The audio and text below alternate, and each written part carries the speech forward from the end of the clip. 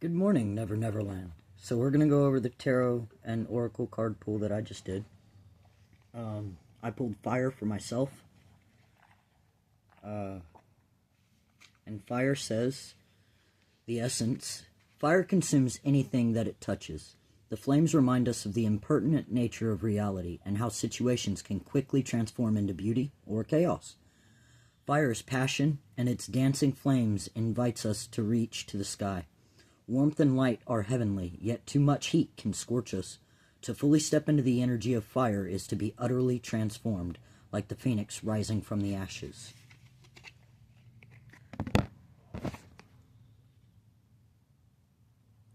The invitation. Warm your hands and your heart by your inner fire. Let it burn away your hardships, let it consume your pain and your sorrow. If life has become too rigid, too cold, or too superficial, light a candle or make a bonfire and toss into the flames everything that has become stiff and painful. Give it all to the fire for rapid transformation, and set your life on fire. And the medicine, if pulled in reverse, is, are you feeling too fiery? Have you been reactive and short-tempered toward others? This card has come to tell you that all fiery emotions directed at others can backfire at you.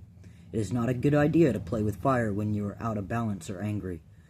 Now is not the time to act or react. It is time to tame and befriend your inner fire so it does not scorch you. So, in short, I need to be the phoenix. And the best way I can go about doing that is to be the Knight of Pentacles.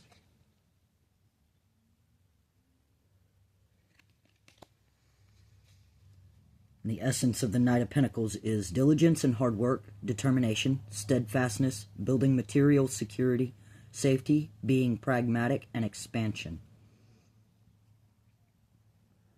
More practical than the other knights, he improves things for himself and for those he loves. With his steadfast and consistent momentum devoted to solidifying foundations, he assures you that extra care today will multiply your harvest tomorrow. It's time to show fierce loyalty, pride, and trustworthiness, and tend to your home while uncovering your unwavering ambitions for the future.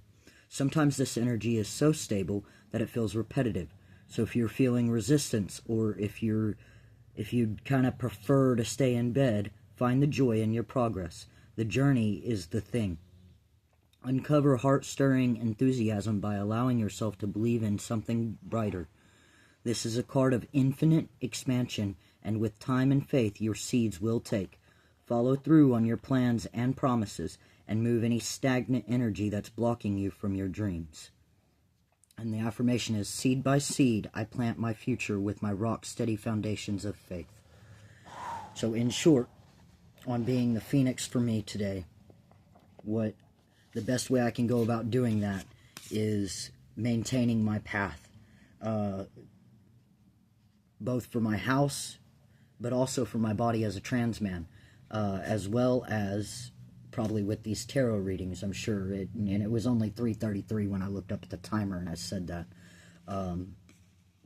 So with Earth, or Mother Earth, or God, Gaia, which includes all of the collective, I drew the Beloved. The essence of the Beloved. The Beloved is recognition of spirit in another, and moving towards spirit through the other. It is when the divine appears to us in the form of our child, our partner, our friend, and we experience being in love. As we grow, we start to recognize the Beloved in everyone, not confusing their personality with their divine nature. The invitation. Accept the invitation to learn through the path of love. Expand your being through union with another. When you recognize the Beloved in another, you will call forth their highest and purest nature. Follow the path of love. And it says the medicine, to be careful with romantic love, the kind of love you fall in and out of. Own all the projections you have placed upon the person you are dreaming of. Remember that they are only mirroring back your own deep longings rather than revealing their true selves. If you fail to notice this, be prepared to walk through the fire of strong emotions once again. Now, the card I drew, because Effectively, what that's saying is be in love. Be in love with all. That means all of everything on this planet. All of your surroundings. I don't think there's a way to simplify that. And the best way that we could go about doing that, as part of Mother Earth, is the High Priestess. And what she represents is dreams, powerful visions, psychic insights, serendipity, meditation, introspection, intuition, and a spiritual experience. The priestess sits on the edge of this realm and the next, and she draws down meaning and illumination from the beyond the veil. Sacred insights and profound wisdom are flowing to you. And to access them, you must tune in to your intuition and submerge your thoughts into her subconscious realm. The language of the unconscious mind is revealing itself to you through metaphor, in dreams, or as ancient memories that resurface to be processed. Pay attention to synchronicity, any nagging feelings of being off track, as well as gut feelings that move you in a new direction at this time. The divine whispers that are emanating from your soul hold an important message for you, and the bridge between the enigmatic realm of the priestess and your consciousness and your conscious understanding of the signs will be found through your own quiet introspection. Now, the affirmation on that is, I have the answers I seek, and by following the truth, I will find them. So the best way to go about being in love with all is to use your intuition. What kind of love is it that you should be expressing or showing? What kind of love is relevant? Is it a friend? Is it the love for another human? Is it the love for an animal? Is it the love for all things wild in nature? Is it the love for life itself? And if it's love for another human, again, what kind of love is that? Is it the love of that's your child, that's your offspring, that's your art, what you created, that is its own life as well. Any child that you have is their own life that you get to influence but not control. Is it the life of your partner that you get to influence but not control? So just, be mindful. Be mindful. Use your intuition. But be in love. For the collective, I drew the arrow. The essence of the arrow. Receiving this symbol reminds you that when you are in alignment with your heart and soul, you are on target and will soon be hitting your mark. Be true to your calling. Release attachments and free yourself from the bondage of unbridled ambition. Now is revealed to be a moment of contact in which your intentions meets the material world. The arrow also symbolizes the need to set your creativity free. I've made notes on that in other videos about everything in this world is art. Everything. So make your art, create your art, whatever that may be. The invitation. When the arrow zings through the air, it is inviting you to pay attention and signifying that you are about to make your mark in some aspect of your life. It illuminates the moment of contact when you know that your desires and intentions have traveled on the wind and landed in the perfect place for your highest good.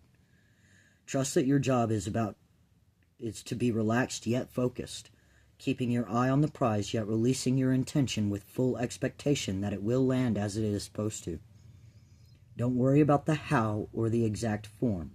This is not the time to interfere with the manner in which the arrow flies. It will make its mark, and you will have cause to celebrate. The medicine. This is a time to admit that by continuing on the path you're on, you might be shooting yourself in the foot. Could it be that you have become attached to winning this game, that you have missed the true mark? What if your arrow was never meant to land where you wanted it to? Now is the time to regroup and ask yourself if what you desire is really worth your energy. This is a sign that something better is waiting. Consider the wisdom in not getting what you want. Suffering is in this case, is the gateway to heal the parts of you that feel unworthy, the parts that worry there isn't enough. Make peace with those voices. What is truly yours will be waiting for you. So in short, align with heart in trust. And that can be in any situation. Go back to what I said about what my reading was talking about with my house and for my body as a trans man. My body as a trans man is to trust that that shot of an arrow, it will land where I want it to, and what I desire for myself will be achieved. And the best way that we as the collective can individually go about doing that is with the energy of the moon. And that's illusions, hidden truths, the unknown, trusting your intuition, facing fears, the watery nature of the unconscious mind, mystery, symbolism and metaphor, perception, uncertainty, and dreams. When we're faced with uncertainty and illusion, it can feel like we're drowning. Trust that you will be okay, even if you can't seem to distinguish up from down right now. When you stop struggling to see that which you simply cannot see because it remains obscured behind shadows of the moonlight, you will experience a deep release that will allow you to float to the surface of your truth. The moon card asks you to go within, find comfort in the darkness, and to calmly listen to the whispers of your own intuition. There is divinity and magic here. When you fall into the moon's still waters, your wisdom will embrace you and push you towards the light.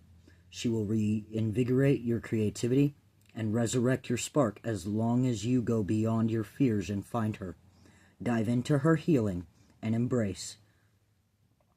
Breathe past insecurities and let her dimly lit magic guide you home. And the affirmation on that is, I am safe and I reach new levels of unconscious knowing as I surrender to the will of the universe. So in short on that one is see the hidden truths. Like for me, we've done a lot of research as far as transitioning goes at this point in history, and we have a lot of it recorded. We've started doing what I am looking into, which is the SRY genes, hormones being able to change our DNA, and using stem cells. I'm not going to go too far into that, but I'm pretty sure that y'all can imagine what I plan on doing. But those are hidden truths in our society, for example. So, for the collective, align your heart, align with heart in trust, and see the best way to do that is to see the hidden truths. The affirmation card of the day is, I am the blood of heroes and the spirit of muse. Ecstasy flows whenever I choose. In the back of it says, Peekaboo, your muse sees you. You cannot hide behind those manipulative fears any longer. Your Kundalini jellyfish awakens and pumps your crown with ecstasy. Kinky. I wonder if that has anything to do with the part I'm wanting to add. Creative or grow. Creative juices pour out of your heart and center and flow into the world to inspire all. Twirl your toes, embrace the flows, hug your heroes, and now, you are now their equal. I might be back in a day or two. Like I said in another reading, I believe my last reading, I am working at the music hall here in the DFW on The Great Gatsby. I'm on show call. I'm a stagehand. I set up plays, concerts, Broadways, etc. And show call means I'm helping the show run. And we have long days. So I will upload my next video probably Thursday of this week. And I'll see y'all then. Blessed be.